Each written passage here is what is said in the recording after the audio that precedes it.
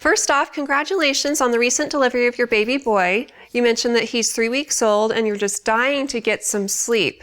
He seems to fall asleep on other people's chests, but he won't necessarily settle when he's in your arms, and so you're wondering what you can do to get more sleep. All babies are born with different temperaments, and some are a little fussier than others naturally. But your baby may be fussier while on you because it's true, babies can smell milk on their mother, and sometimes they just won't settle down till they get what they want. So that may be why your baby's a little fussier when you're holding him than when he's on other people. The best suggestion I have for you is to have realistic expectations, because a baby's eating patterns largely govern their sleeping patterns, and they have to eat every 2 to 3 hours, and sometimes even every hour. This is when they go through growth spurts, and these commonly happen at 7 to 10 days of life, 2 to 3 weeks, 4 to 6 weeks, 3 months, 4, 6, and 9 months. And so if your baby seems to be a little extra fussy and wanting to eat more during those times, that's probably what it is.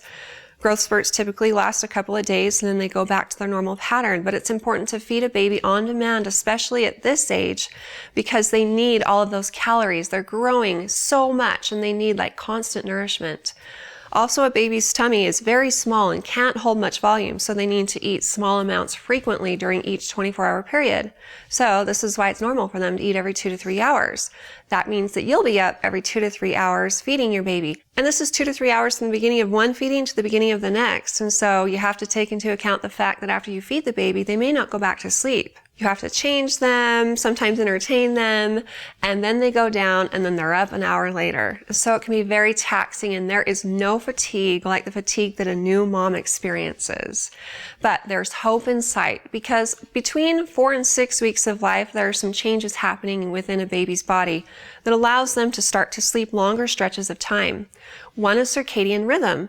As their brain develops, they start to develop an understanding of night and day. So they might start to go 3 to 4 hours in between feedings instead of just 2 to 3. And another important change is that their stomach starts to get bigger so they can hold more volume, like 3 to 4 ounces instead of just 2 to 3. And so for this reason, they start to go 3 to 4 hours between feedings. You can give your baby their last feeding of the night around midnight and then sleep, hopefully till like 4 a.m. And when you're a new mom, that's like heaven sent. And then by about 3 months of age, most babies are sleeping about 6 to 8 hours at a time at night. So there is an end in sight to the sleepless nights, but you'll probably still be doing it for about another month or two. Now, as for your baby's fussiness, keep in mind that crying is your baby's only form of communication. And so sometimes cries mean that they're hungry or tired or maybe just overstimulated and need a break. Maybe they're uncomfortable or need a diaper change, or they just want love and attention. As you spend more time with your baby, you'll get to know what those different cries mean and be able to understand your baby's forms of communication. It's actually very normal for babies to cry for 2 to 4 hours cumulatively out of each 24-hour period, because remember, this is how they tell you what they want and need.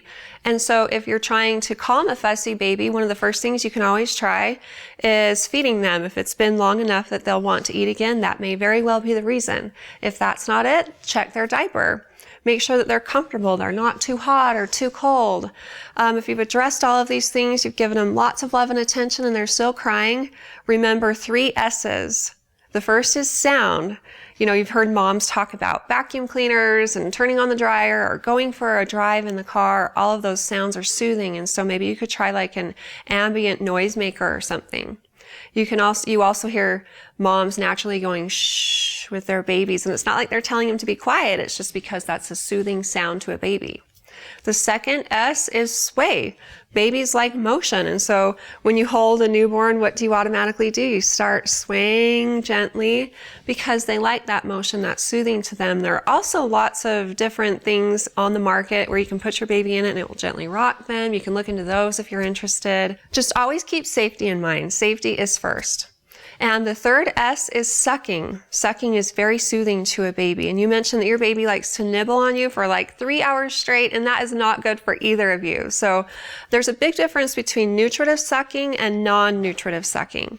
A baby should be actually eating when they're at the breast, and you'll notice a big difference in how they suck, because when they're expressing milk, they actually like go like that. But when they're just sucking, they just kind of go when they're just nibbling. And so if your baby's just doing that and the feeding's done, then break the seal and try a binky or a pacifier. And once your baby's well established on breastfeeding, this shouldn't make a big difference, especially if you use the types of pacifiers that are conducive to breastfeeding. There's two basic types of pacifiers if you go to the store to buy one. The first one has a bulb at the end, and that's easier for the baby to keep in their mouth when they're not sucking.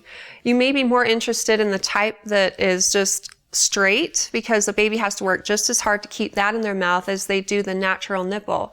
And so this doesn't confuse babies as much.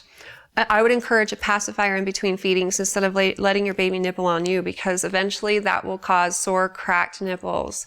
And it's also a little bit hard to tell, like, when does my baby need to eat if they've just been at the breast for the last 3 hours. What you can try is skin to skin, because it's very bonding. It helps to promote brain development. It helps to regulate their temperature. It does so many amazing things. And at 3 weeks of life, your baby isn't too old to reap benefits from skin to skin. One other thing you might want to do is keep a diary of your baby's fussiness and also another diary of your eating habits. And if you notice that there's something you're eating on a consistent basis that's causing consistent fussiness, you can try to cut that out of your diet and see if it makes a difference. If you notice that after all of this, nothing seems to be working, your baby's still excessively fussy, talk with your pediatrician, and after asking you more specific questions, they'll be able to give you tailored information and advice about it. Good luck with everything, and if you have more questions in the future for me, feel free to ask them on our Facebook page at facebook.com/Intermountain Moms, and recommend us to your friends and family too.